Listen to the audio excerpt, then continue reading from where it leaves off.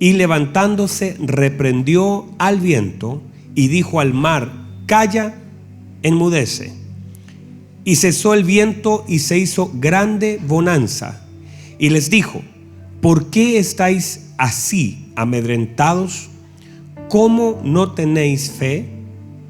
Entonces temieron con gran temor y se decían el uno al otro: ¿quién es este que aún el viento y el mar le obedecen? Muy bien, tomen asiento, por favor. Muchas gracias por permanecer en pie. Durante la mañana comenzamos a hablar algunas cosas importantes en relación a este pasaje. Todo lo que voy a hablar durante estas 4 reuniones lo voy a centrar en este pasaje, en relación no a lo devocional de él, de calmar la tormenta, que a veces, cierto, hemos predicado en alguna oportunidad y muchas veces hemos escuchado la importancia de calmar la tormenta, sino que el sacar la lección de la palabra del Señor y teniendo un corazón y una mente discipular. O sea, parte de lo que hemos estado hablando durante un tiempo es cómo podemos nosotros lograr tener un corazón de discípulo, una mente escolar, sabiendo que parte de la obra del Señor no solamente es la transformación de nuestra vida, el cambio de naturaleza, sino también la formación de nuestra vida. Muchas personas podrían quedar en la transformación, pero le puede faltar la otra patita, que es la formación. Entonces hay quienes han sido transformados y son salvos, ¿verdad? Santo Dios, son salvos, ¿verdad? Son salvos. Y de verdad que lo son. Han recibido al Señor en su corazón, han muerto a su antigua naturaleza, fueron bautizados, permanecen en el Señor, oran, cantan, ofrendan, sirven en algún ministerio. Entonces el problema no es solo la transformación, que es algo que no se ve necesariamente. O sea, usted puede ver, voy a poner un caso de alguien. Si usted ve a Pablo, cuando él fue transformado, y usted simplemente lo ve, usted no puede determinar que él fue transformado por lo que usted ve en él, a menos que él haga algo y pasar tiempo con él, porque hay obras de transformación que no son visibles. Alguien diga amén. O sea, cuando usted llegó a la casa después de ser bautizado y los vecinos lo saludaban, usted dijo: uy, no eres tú. Nadie le dijo eso. Usted llegó al trabajo y dijeron: fuiste transformado. No, no es eso, ¿verdad? Usted llegó y la gente lo saludó tal cual, la gente lo abrazó. En el tiempo, la transformación se evidencia en las actitudes y conductas que tenemos. El problema es que a veces es muy poco el avance. La transformación es completamente gloriosa, tremenda, sobrenatural, y nadie puede hacer eso, solo Dios. Pero la formación es un suceso a lo largo de todos los días de nuestra vida, hasta la venida de nuestro Señor Jesucristo. Cuando usted es transformado y poco formado, es lo que sucede con estas expresiones que la gente dice: no, si yo tengo un vecino que va a la iglesia y es parte de una congregación, pero el problema no es su transformación, sino es su formación. Mucha gente entonces tenemos transformada la iglesia, que ahora son salvos por causa de Cristo. Lo que les falta a ellos es la formación. Y esa formación es un acto que debe ser consciente, constante, necesario, requerido y también buscado. Y todos nosotros, en la medida que amemos eso, entonces vamos a darnos cuenta, porque el problema es que, y lo decía esto en la mañana, que no podemos arrepentirnos de un pecado que no vemos o no reconocemos. Nadie se puede arrepentir de lo que no ve. Entonces muchas personas solamente lo que hacen es orar por lo que necesitan, pero no arrepentirse por lo que hacen. Entonces mucha gente constantemente puede reconocer lo que le falta, pero no es capaz de arrepentirse por lo que hace. Alguien diga amén. Por lo menos usted acá arribita, ayúdeme. Amén. Entonces nos centramos en nuestras oraciones en lo que necesitamos, pero no tal vez nos centramos en nuestros errores que cometemos y en la formación que necesitamos. Es más, si nosotros nos centráramos más en la formación, tendríamos menos necesidades. Porque gran parte de lo que necesitamos y de las consecuencias de lo que hacemos es por la falta de formación que tenemos. Un trabalengua, pero salió.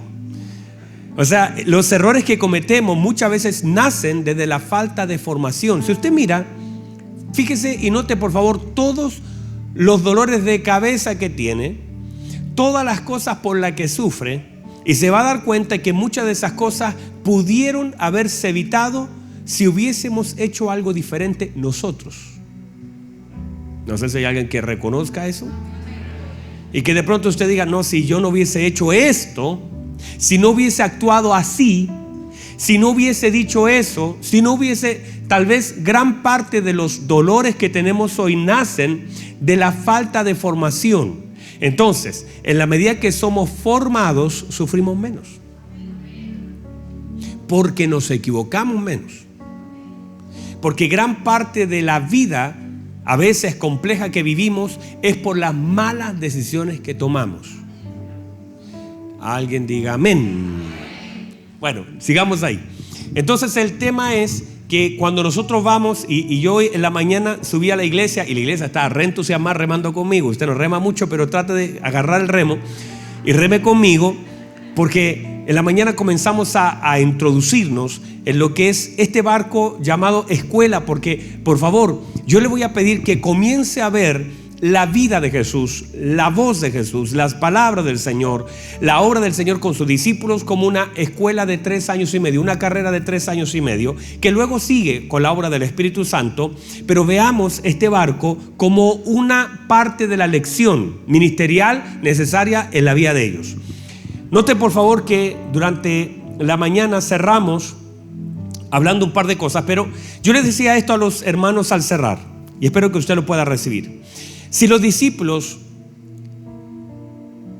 usted hoy los tuviera en este lugar y les dijera: ¿les gustaría evitar esa tormenta? Le quiero decir con toda seguridad que ellos dirían no. En el momento uno sufre por lo que vive, pero luego de salir de la tormenta uno agradece lo que vivió. ¿Por qué? Porque esa tormenta, imagínense que ellos, el Señor le dice: pasemos al otro lado. Y pensemos que ellos se meten en la barca y van en el barquito y llegan al otro lado y salieron del otro lado. Buenísimo, no pasó nada. Una hora y media, 2 horas se estuvieron remando hasta llegar al otro lado y se acabó. Eso fue todo. Sin contratiempo, sin retraso, todo bien. Pero esto no es así. Lo que sucede es que en medio se levantó una tormenta, casi se ahogaron, reclamaron. Entonces, pero esa tormenta, si usted le pregunta a los discípulos aquí al final del camino si la preferirían evitar, les aseguro que dirían que no. ¿Por qué? Porque esa tormenta reveló el nivel de su corazón, la falta de fe, mostró su desviación en muchas áreas, pero también manifestó la gloria de Cristo. Entonces al final ellos lo que deben hacer es agradecer la tormenta. Cuando uno llega al final de cada tormenta de la vida, uno lo que hace es agradecerla, porque uno cuando la vive reclama por lo que vive, sufre por lo que vive, pero cuando termina y uno puede conocer mucho más al Señor, uno dice: esto mejor nunca lo hubiese evitado, tendría que haberlo agradecido mientras lo vivía, porque finalmente hay cosas que no vamos a evitar, pero la manifestación de la gloria de Dios es tan grande que finalmente terminas agradeciendo las cosas que un día reclamaste, solo porque no entendías que eso va a manifestar una gloria mayor y vas a conocer mucho más al Señor. Yo no sé si hay alguien acá, pero hay cosas en nuestra vida que ahora mismo estamos en medio de la tormenta y usted dice: yo debería estar reclamando, pero no, voy a agradecer, porque lo que vas a conocer en esa tormenta te va a ayudar para el resto de tu vida. Vas a ver la mano de Dios, la gloria de Dios, el favor de Dios, y eso, hermano, es más grande que el dolor que puedas sentir ahora mismo. Así que cuando yo le pregunte el próximo año cómo le fue con la tormenta, usted va a decir: ay, santo Dios, pastor, qué buena tormenta vivimos. Yo lo veo en las cosas que me tocó vivir y aprender de aquellas cosas que en un momento pasé. Y cuando las veo hacia atrás y digo: ay, Señor, cómo lloré por ese asunto, cómo sufrí por ese asunto, pero gracias porque conocí lo que es el consuelo del Señor, la gracia del Señor, el amor de Dios. Pude aprender mucho más de aquellas cosas que no sabía. Ahora conozco que todo lo puedes, que mi pensamiento no lo puedo entender. Hablaba lo que no entendía y de oídas había oído, más ahora mis ojos te ven. Yo te voy a preguntar, usted me va a responder. A Job pregúntele. A Job pregúntele si él evitaría algo de aquello que vivió, y le aseguro que le diría: no evitaría nada, porque todo lo que viví me hizo conocer mucho más al Señor. Entonces, conociendo esto, las lecciones de este barco en nuestra vida, número uno, subámonos al barquito, tiene que ver uno con el conocimiento, y que ahí nos quedamos en la mañana. El conocimiento, diga conmigo: conocimiento. Básicamente el conocimiento de aquello que nosotros creemos que tenemos del Señor.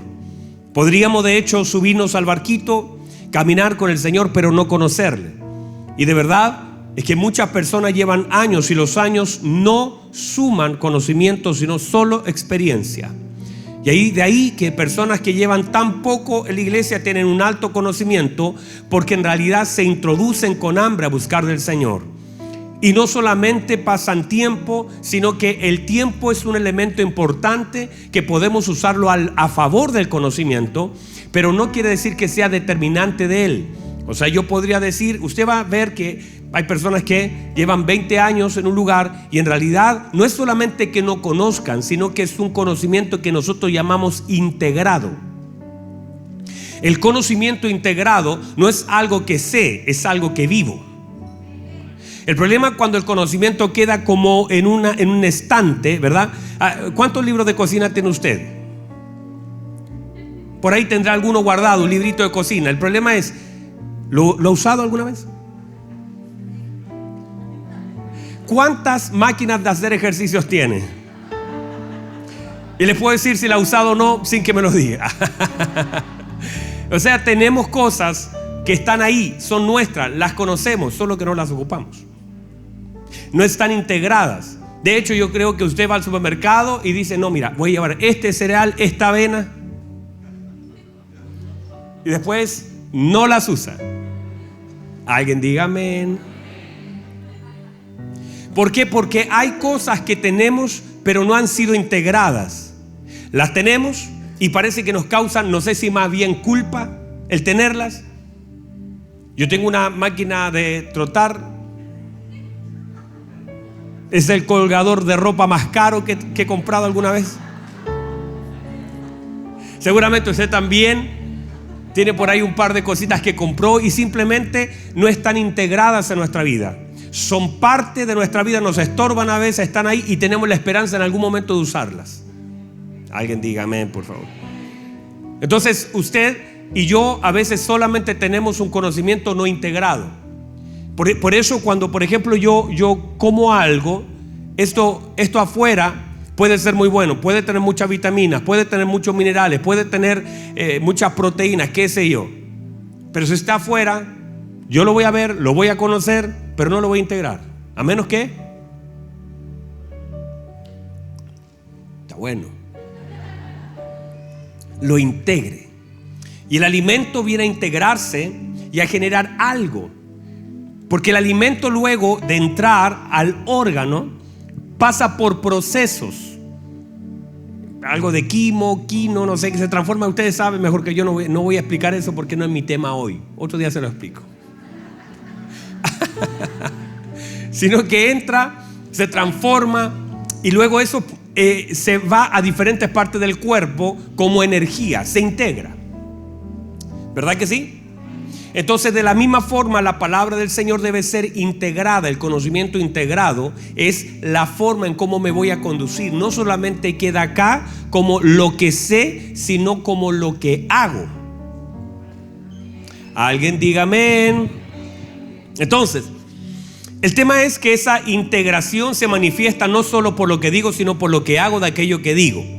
Y a veces justamente vamos conociendo al Señor en los peores momentos de la vida. En este caso, los discípulos terminan diciendo esta frase que es muy conocida: ¿quién es este? Y uno le hace la pregunta y usted no lo conocía, no se subió con él, no caminó con él, no lo escuchó. ¿O será que lo que puede conocer ahora de él es distinto a lo que usted pensaba quién era? O sea, podemos saber quién es él, pero no saber lo que él hace. Podríamos saber quién es él, pero no entender lo que él quiere hacer. Entonces, parte de lo que él es se manifiesta básicamente por la autoridad. Lo que ellos no conocen de él es la autoridad que él tiene. Él sabe que pueden decir: no, si se llama Jesús, su mamita es María, su papito José nació en Belén, me llamó. Eso lo pueden relatar. El problema es que ese es un conocimiento que está limitado, porque todavía no hay algunos eventos que lo puedan revelar más profundamente. Entonces, parte de esa autoridad no conocida se manifiesta por esta tormenta. O sea, la tormenta vino a destapar algo llamado autoridad. Y parte de esa autoridad, que es, míreme por favor, la obediencia es el reconocimiento a la autoridad. Lo vuelvo a decir: la obediencia es el conocimiento a la autoridad, es el reconocimiento. Si reconozco la autoridad, lo manifiesto por medio de la obediencia. O sea, quiere decir que muchos de los problemas de nuestra obediencia es la falta de reconocimiento de su autoridad. O sea, si nosotros sometemos nuestra voluntad a todo lo que ejerce autoridad sobre nosotros. Por eso si usted no supiera nada, si usted viniera del espacio exterior, si usted fuera un ET, viene de Júpiter, pensemos, llega a la Tierra, ¿verdad? Sígame con esta idea. Y usted llega,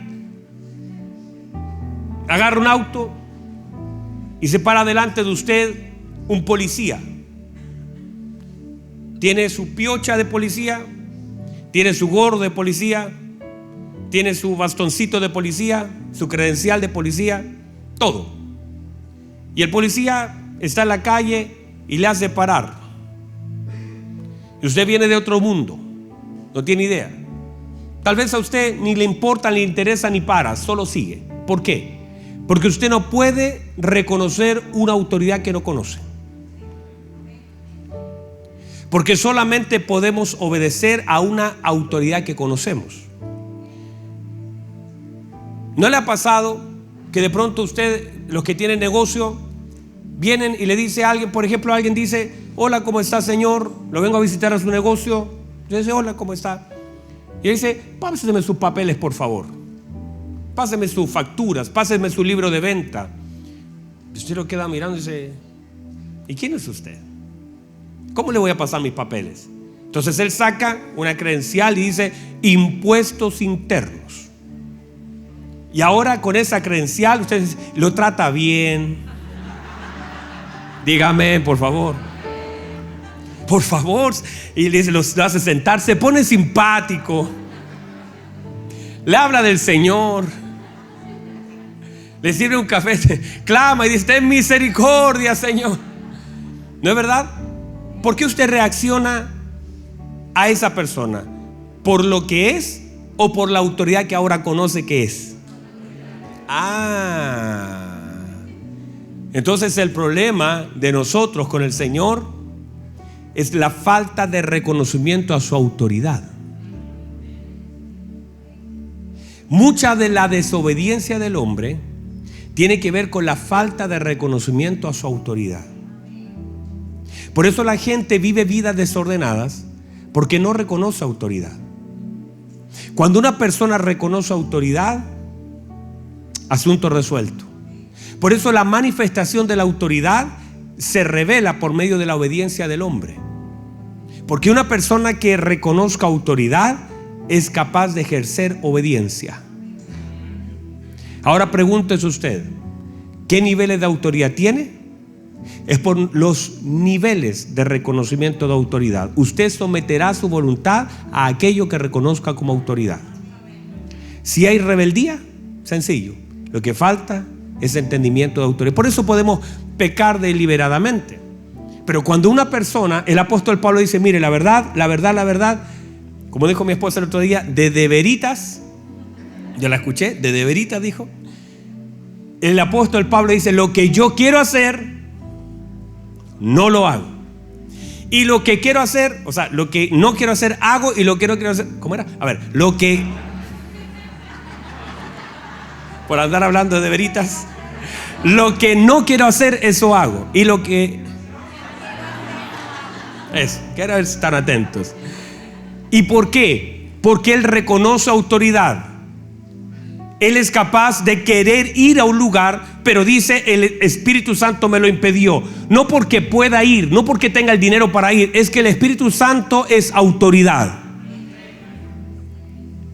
Entonces, cuando uno reconoce autoridad, por eso uno no le hace caso al enemigo, al diablo, porque yo no reconozco autoridad en él. Cuando uno le hace caso a los deseos de la carne, es porque hay una autoridad de los deseos en la vida del creyente, y hago lo que el deseo me indica que yo haga. Pero uno obedece al Señor si cree que Él es autoridad, y obedezco a su palabra porque reconozco la autoridad de la palabra en mi vida, y por eso obedezco la Biblia, obedezco a la voluntad del Señor, porque reconozco en Él su señorío sobre mi vida. Entonces, gran parte del problema de la desobediencia del hombre se soluciona con la revelación de su autoridad. ¿Por qué cree usted que los ángeles en el cielo andan derechitos? Porque hay un reconocimiento, una revelación, una verdad revelada, algo que ellos ven, que es la gloria manifiesta del Señor Jesucristo. Y reconocen autoridad, reconocen creación. Por lo tanto, hay una sujeción absoluta, una obediencia total. A lo que el Señor dice, eso se hace. Así también, si la iglesia comienza a entender señorío, soberanía, autoridad, gobierno. Por eso cuando la Biblia comienza de esta forma. En el principio Dios creó los cielos y la tierra. Lo que está diciendo, Él es el Señor, Él es el creador, Él es el formador, Él es el dueño, Él es el soberano, Él es el absoluto, Él es el Dios, Él es el Señor absoluto, creador de todas las cosas, para que todo después lo que aparezca en los siguientes libros se sujete al señorío, la voluntad, el poder, la gloria y la autoridad de Dios. Pero si te dicen eso y tú haces lo que quieres, ¿qué sentido tiene? En el principio, dice Juan, el verbo era con Dios y el verbo era Dios. ¿Qué está diciendo Juan? Hay una autoridad. No es Jesús, no es el carpintero, es Cristo. Él es en el principio. No solamente era el verbo, no solamente estaba con Dios, sino también era Dios. ¿Qué quiere decir Juan? Sométase toda persona a la autoridad de Dios. Él es el Emanuel, Dios con nosotros. Está revelándonos que es, yo no sé si hay alguien acá, que Él es el verbo, que Él es Dios. De ahí en adelante, cualquier cosa que el Señor haga es simplemente la revelación de lo que Él es. Todo lo que Él hace, la sanidad, los milagros, míreme, son accesorios hermosos de su amor y la manifestación de su poder. Pero solo eso, son accesorios. O sea, si no hubiese ningún registro de ningún milagro que Él hace, sigue siendo Dios. Si no hay ningún registro de que Él caminó sobre las aguas, sigue siendo Dios. No deja de ser Dios porque no hizo algo. Él es el Dios creador. Por eso el apóstol Pablo, cuando le habla a la iglesia en Colosa, dice: Él es el primogénito. En Él está todo lo creado, por Él subsisten todas las cosas. por Él, de Él y para Él fueron hechas todas las cosas. Entonces se está poniendo en autoridad, en gobierno, en señorío la vida de Cristo. De ahí en adelante todo lo demás es porque tú no puedes obedecer sin reconocer autoridad.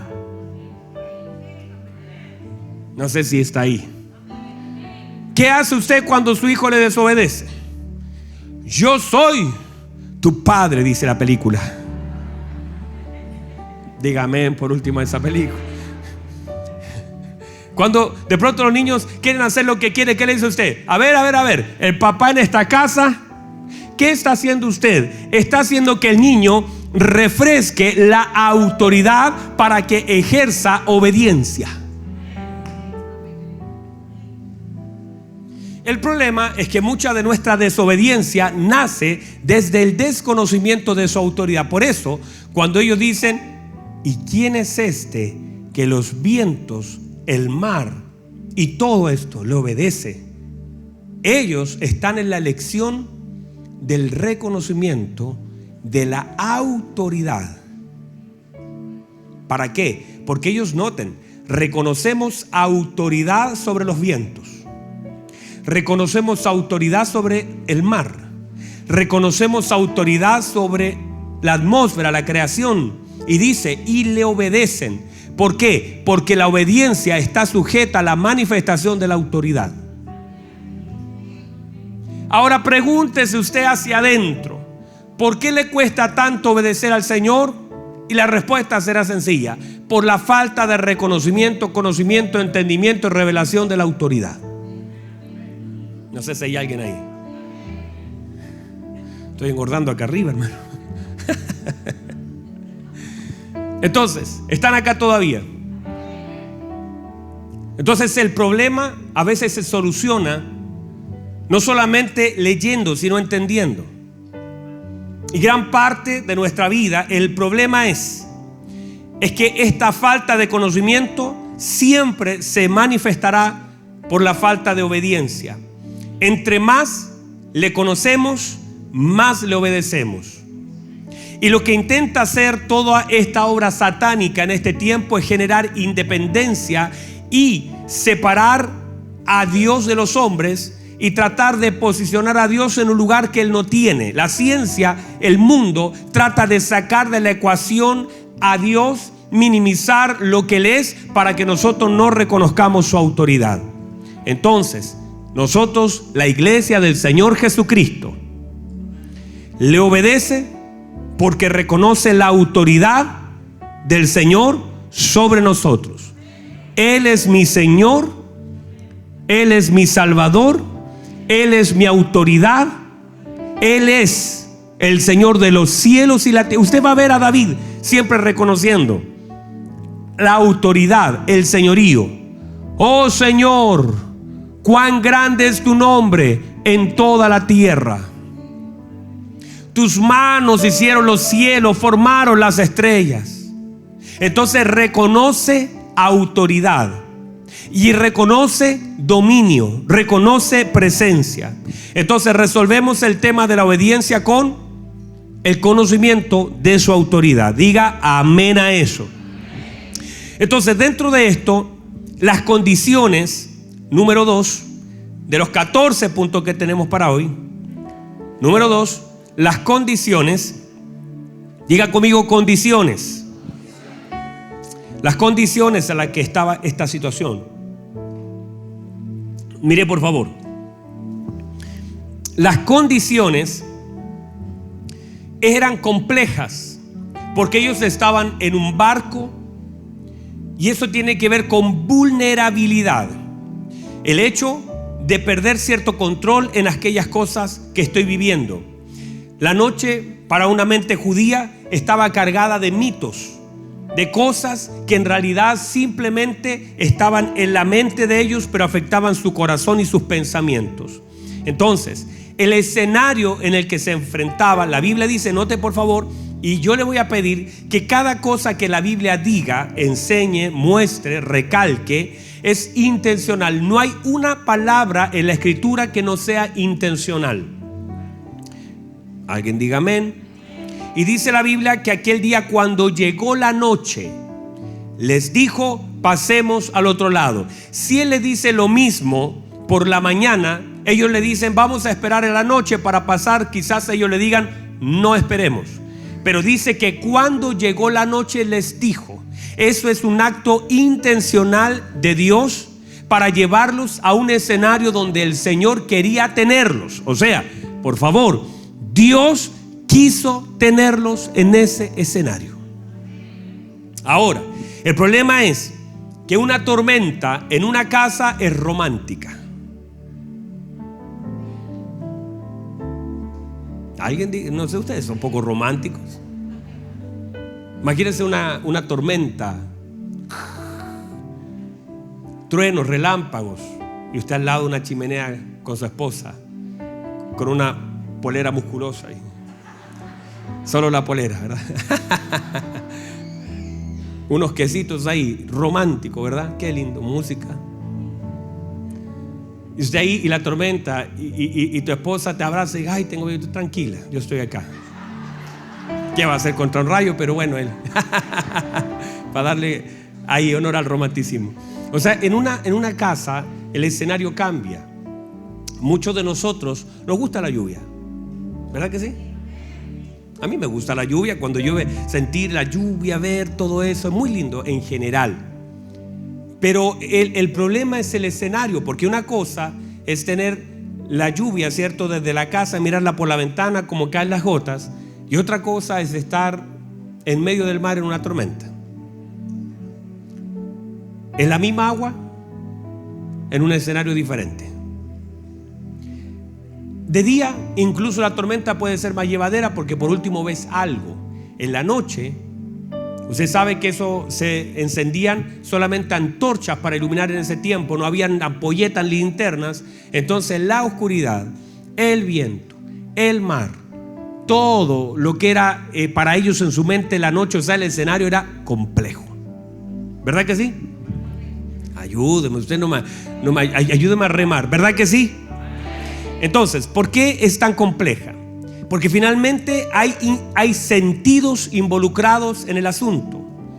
Entonces hay sentidos involucrados. No puedo ver, no logro ver, no sé dónde están las cosas, no hay antorchas, todo está apagado, el viento, el agua estaba anegando. Quiere decir que el agua pasaba por arriba y todo lo que estaba encendido ya se apagó.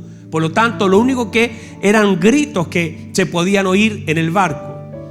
El tema es cómo reaccionamos cuando perdemos el control. A esto, parte de la lección tiene que ver con el control. O sea, la clase también en el barco tiene que ver con el control. ¿Qué pasa en mi corazón cuando ya no tengo el control sobre un asunto? Cuando ya la cosa se escapó de las manos y no sé cómo enfrentar esta situación. El problema es que me siento vulnerable. ¿Qué pasa? Que nosotros confiamos en los sentidos. Por eso el Señor Jesucristo también dijo algo muy hermoso. Dijo: bienaventurados los que no creyeron, los que no vieron, pero sí, ando torcido hoy día, los que no vieron, pero sí creyeron. Bienaventurados los que no vieron, los que no vieron. Bienaventurados los que no conectaron sus sentidos, los que no pudieron tocar ni ver, pero creyeron. Hay personas que no tienen la capacidad de ver, pero sí tienen la capacidad de creer. Hay personas que no necesitan ver para creer, sino que creen para luego ver. Si crees, verás la gloria de Dios. Marta, te es más fácil primero que saque a tu hermano para darte una lección. Pero te voy a decir cómo es esta lección, Marta. Primero tienes que creer para que él pueda salir. Es una lección de vida. Hay barcos donde tendrás entonces lecciones al otro lado. En esta ocasión el Señor primero calma la tormenta y luego entonces da la lección el Señor. En el caso de Marta, primero le lleva la palabra para luego hacer el milagro. A veces las cosas cambian de posición porque hay algo que el Señor quiere que usted y yo podamos aprender. Bienaventurados los que no vieron, pero creyeron. Hay cosas que nosotros no estamos viendo hoy, pero las estamos creyendo. Estoy creyendo en lo que Dios ha dicho. Estoy creyendo en la venida del Señor. Estoy creyendo que el Señor estirará su mano. Estoy creyendo que Dios me ayudará. Estoy creyendo que Dios me va a sanar. Estoy creyendo que mi familia llegará a los pies de Cristo. Estoy creyendo que este matrimonio que parece medio roto a los ojos de todos y aún a los míos, quizás mi ojo ve que mi hijo se está desviando, pero mi fe hace creer que él volverá a los caminos del Señor, porque yo estoy creyendo no a través de lo que veo, sino a través de la fe. Por eso lo oro con todo mi corazón. Entonces ahí es donde la iglesia debe atender a esto, no a los sentidos. ¿Por qué? Porque a veces los sentidos se estorban. A veces los sentidos se estorban porque a veces los sentidos juegan en contra de aquellas cosas que Dios quiere hacer. Entonces no es que sean malos los sentidos, sino que los sentidos deben ser entrenados. ¿Qué deben ser los sentidos? Los sentidos deben ser entrenados. Los sentidos no son malos. ¿Cómo van a ser malos? El ver, el tocar, el oír, todos esos sentidos están bien, pero deben ser entrenados y sujetos a lo que la Biblia dice. Por eso el Señor dijo, cuando los discípulos estaban pasando por al lado de una higuera que el Señor había maldecido, ¿se recuerdan? Esa higuera se secó, ¿verdad que se secó? Y Pedro dice, pasando al otro día, mire, intencionalmente el Señor lo lleva por el mismo camino, pasa por el mismo lugar, y Pedro, que se acordó de la maldición del Señor sobre esa higuera, que pudo haber sido una bendición, ¿verdad? Pudo haber visto a la higuera, haber ido a ver el fruto, decir, uy, no tiene fruto, te bendigo, y al otro día llena de fruto. Pero el Señor le dijo, nadie más coma nada de ti, Marcos 11, ¿verdad? Nadie más coma nada de ti. Y se fue el Señor. Y el que escuchó, porque tenía entrenado su sentido, fue Pedro. Y no solamente lo escuchó, lo guardó y dijo, esa fue. Al otro día, Pedro no solamente había escuchado al Señor, sino que pasando por el mismo lugar, vio los sentidos entrenados. Recordó. Y de pronto se da cuenta que la higuera, la misma que el Señor le habló, mire, no se secaron las demás, solo esa. Y Pedro empieza y va y le ve las raíces. Pedro se acerca, le dice, maestro, y todos vinieron para acá, todos estaban, pero Pedro tenía sentidos entrenados. Seguramente metió la mano porque dijo, mire, se secó hasta las raíces. O sea, quizás hasta escarbó un poco. Dijo hasta las raíces. Y ahí el Señor saca una lección a partir de sentidos entrenados. Y le dice, tengan fe en Dios. ¿Y qué cosa, hermanos? ¿Cómo conecta mi Señor una higuera seca con la fe? Tremendo, ¿verdad? Tengan fe en Dios. Porque cualquiera que dijera a este monte, y ahora le saca la vista de la higuera, porque la higuera es simplemente un ejemplo de aquello que el Señor quiere entrenar. Y quiere entrenar los sentidos. Porque cualquiera que... No me ayuda nadie. Ya me quedé solo. Cualquiera que dijere. Cualquiera que... ¿A quién? ¿Por qué saca los ojos de la higuera? Porque si el Señor sigue hablando de la higuera, la mente de los discípulos quedará pegada a los árboles. Que este rollo solo tiene que ver con botánica. Que yo solamente puedo hablar de árboles. No quiero. Esto solo es un ejemplo de algo mayor que les quiero mostrar. No quiero ya que miren la higuera. Simplemente lo hice para que aprendieran una lección. Pero ahora, ya que vieron la lección y el poder de la palabra y la fe, quiero que saquen la mirada de esto y ahora miren ese monte. Y ahora conecten los ojos. ¿Qué pasa cuando miras un monte? Cuando miras un monte y miras una higuera, te parecen diferentes, desde su composición hasta su tamaño, ¿verdad? No es lo mismo enfrentar una hormiga que enfrentar un león. Mire, tremendo ejemplo, hermano. No es lo mismo, ¿verdad? El Señor hace la comparación y dicen, bueno, lo que pasó con esta higuera puede pasar con ese monte. El elemento es el mismo, el ejemplo sirve. Así que cualquiera que diga ese monte, y los ojos de los discípulos ya no estaban en la higuera, sino que estaban entrenados en el monte. Y dice el Señor, así que cualquiera que dijere a ese monte, y apunta a un monte, quítate de aquí y échate en el mar, y no dudar en su corazón, sino que crea lo que diga será hecho. Y lo que está haciendo el Señor es usar el ver, usar el oír, usar el decir. Está usando todos los elementos del hombre para poder entrenar los sentidos del hombre. Le hago una pregunta. ¿Vio bíblicamente algún monte moverse? ¿En sentido de algún discípulo que movió un monte? No, ¿verdad? Diga que no, dígame. Perdón, aquí en este sector, ¿alguien vio algún monte que algún discípulo, Pedro, movió algún cerro, algún? O sea, el ejemplo sirve. Lo que el Señor estaba hablando no tiene que ver con andar moviendo la geografía de la tierra, sino que entiendan el principio de fe, que para entrenamiento, fortalecimiento, dirección, entendimiento, luz, hay cosas que el Señor puede mover, solamente que el tamaño de las cosas que vemos, si no tenemos sentidos entrenados, vamos a considerar que es mucho. Mucho para quién, para usted, para Dios o para la fe. En ningún caso para Dios. Entonces el problema no es el tamaño de lo que enfrentamos, sino la fe que tenemos. Pero si el Señor quiere mover algo, lo que va a hacer es activar la fe de nosotros, no para andar demostrando la fe que tenemos, sino que si es necesario y Dios tiene que mover algo, el Señor lo moverá. Y si tiene que secar algo, el Señor lo secará. Y si tiene que sanar algo, el Señor lo sanará. Y si tiene que hacer algo, el Señor lo va a hacer, porque Él es Dios sobre toda su creación, sobre toda la tierra y sobre toda nuestra vida. Vamos, reciba eso.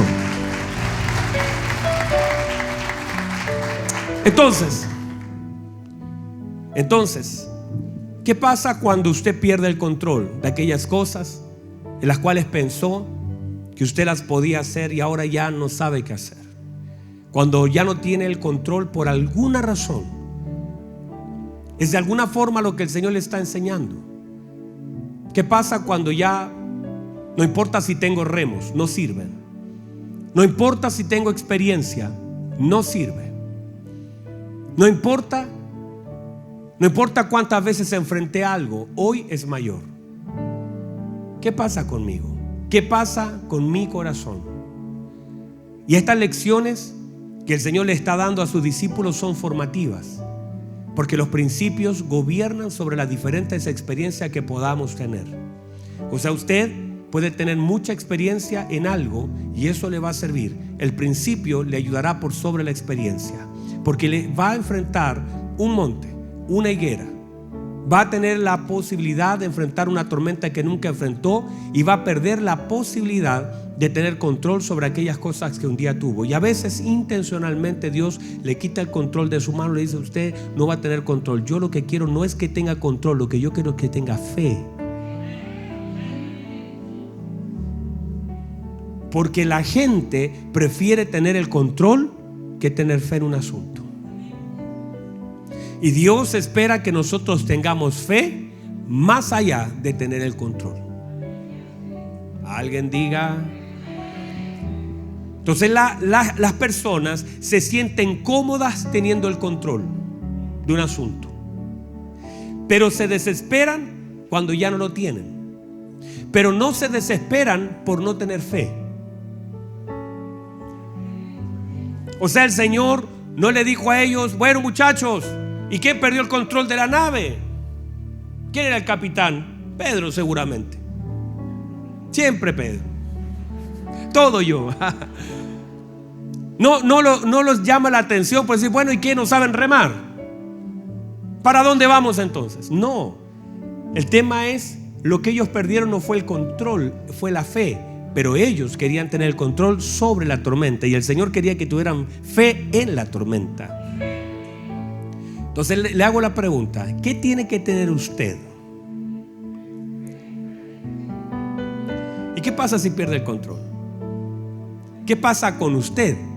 Porque Dios lo llevará donde Él dijo que lo va a llevar. El problema es: ¿qué pasa conmigo cuando ya las cosas salen de mi mano? Es, por ejemplo, si usted le dice: ay, me duele la cabeza, pero tengo una pastilla, tengo el control, sé cómo solucionarlo. Pero ¿qué pasa si de pronto le entrega la radiografía? Como el otro día fui a ver a un pastor y le entregaron una radiografía, hermanos, míreme, llena de la cabeza a los pies, cáncer. Yo nunca había visto eso. Yo he visto cáncer y he visto radiografía, he visto todas esas cosas. Nunca había visto que me pase una radiografía y estaba negro de acá, tenía a los huesos, tiene cáncer a los huesos de la cabeza, los dedos, las manos, los pies, todo el cuerpo negro. Usted ve una fotografía negra. Y yo le hice una pregunta. Yo le dije: pastor, ¿y qué piensa usted de esto? ¿Cómo se siente? Y él me dice esto: me siento agradecido. Y él me dice esto, se llama Guillermo. A los 22, 23 años, hasta ese entonces, mi vida era un desastre, me dijo. Pero un desastre. A tal punto que yo solamente en ese tiempo pensaba en qué cárcel voy a caer o de qué forma voy a morir. No pensaba tener hijos, no pensaba tener nietos, no pensaba tener esposa. Nunca lo pensé, me decía, jamás lo pensé. Solamente yo pensaba cómo voy a morir o en qué cárcel me voy a secar. Hasta ese tiempo él fue un delincuente de los más conocidos, malo. Y dice: y un día el Señor llegó a mi encuentro, me rescató. Así que de los 23 años en adelante hasta ahora que tiene 60 y algo, me dijo: fue solo un regalo de Dios. Ver a mis nietos, ver a mi esposa, ver a mis hijos. ¿Qué más le puedo pedir a Dios? No tengo nada más que pedirle. Todo me lo ha dado el Señor. Y si llegó mi tiempo, estoy tan contento y agradecido. Yo debería estar en una cárcel o haber muerto de la peor forma posible, pero el Señor me ha regalado una nueva vida. No tengo nada que pedirle al Señor. Oye, hermano, cuando usted escucha eso, no ve a un hombre derrotado, no ve a un hombre con los brazos abajo, no ve a alguien reclamando, ve a alguien diciendo: desde que el Señor llegó a mi vida tengo una nueva vida, y ya la muerte para mí no es un tema, es un regalo de Dios. Ya no tiene el control Él sobre el cuerpo, pero sí tiene fe. Y le quiero decir esto, amada iglesia: la fe es más importante que el control. Si pierde el control, no pierda la fe, porque lo que lo va a sostener a usted, es más, tal vez manejando algunas cosas las echa a perder. Pero si tiene fe, seguirá agradando a Dios, a pesar de que ya ni sepa para dónde va. Llega un momento donde ni siquiera sabemos para dónde vamos. Perdimos el control. Pero no pierda la fe. Manténgase firme, honrando al Señor y creyendo que el Señor es bueno y Él le ama con todo el corazón. Póngase en pie, por favor, y dele un fuerte aplauso al Señor. Dele un fuerte aplauso al Señor porque Él es bueno. Dele un fuerte aplauso al Señor porque Él es grande. Él es hermoso.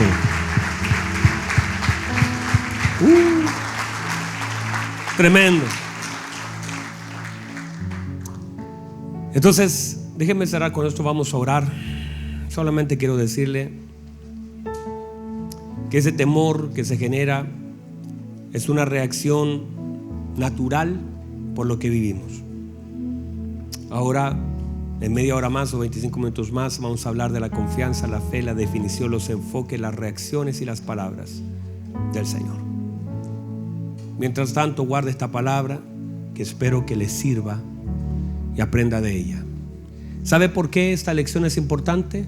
Míreme, porque la va a necesitar. Ya sea que ahora la esté necesitando o mañana la necesite, porque la palabra precede las tormentas. Aprenda que lo que usted está viviendo no llegó antes que llegue la palabra. La palabra llegó primero y lo primero santifica lo demás. El Señor ya te dijo dónde vas a llegar. Pasemos al otro lado. La palabra siempre llegará antes que la tormenta. Confíe en la palabra del Señor a pesar de la tormenta que viva. Cierre sus ojos, por favor. Cierre sus ojos, cierre sus ojos. Adora al Señor. Ahí donde está, dígale: Señor, hay tantas cosas que ahora estoy viviendo, o tal vez que ya viví o que viviré. Pero Señor, que mi fe no falte. Levante sus manos, adora al Señor. Dígale: Señor, que mi fe no falte. Mi fe no falte. Dígale: Señor, en medio de las cosas que estoy viviendo, que estoy sintiendo, que mi fe no falte. Levante sus manos, adore. Dígale: Señor, te amo. Señor, te amo. Lo que no va a faltar es mi confianza en usted. Podemos sufrir, pero no estoy dispuesto a desconfiar. Podemos llorar, pero no estoy dispuesto a desconfiar. Voy a confiar en mi Señor. Él no falla, Él no cambia. Él es el mismo. Él es mi Señor. Él es mi fortaleza. Los escenarios van a cambiar, mi Señor no cambia. Los problemas van a cambiar, mi Señor no cambia. Los problemas van a cambiar, las promesas continúan. Levante sus manos, adora al Señor. Adora al Señor.